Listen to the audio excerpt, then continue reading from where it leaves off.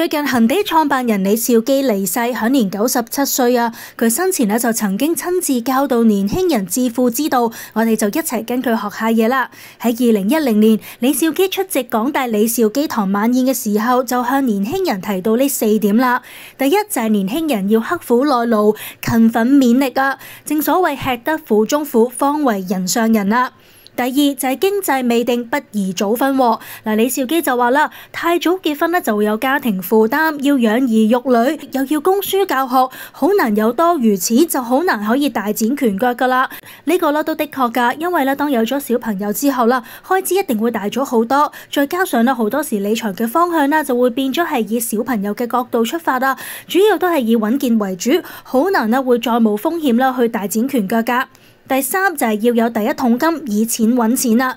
佢就話咧，若果由20歲開始以1萬蚊本金嚟到計算啦，每個月有2% 嘅利潤嘅話，每年利息利搭利啦，計埋50年之後咧就會變成4億6800萬噶啦。所以咧要有本金係最緊要嘅。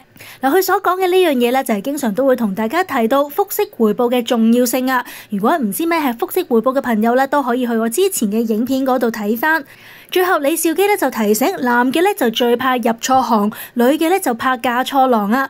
認為揀錯行業咧就好難翻身。若果可以順應時勢，投身到好嘅行業，例如好似金融業咁啦，咁就可以造就到唔少大富翁啊。強調揀啱行業咧係致富之道。至於女仔嚟講啦，如果揀到一個啦不務正業、遊手好閒、缺德又無良嘅丈夫咧，就會抱憾終身、累你一世咁話。的確啦，揀到啱嘅行業啦，當個行業係正處於黃金週期嘅話咧，的確係容易發展好多噶。相反啦，如果個行業咧係夕陽工業嘅話咧，只會越嚟越難做啊。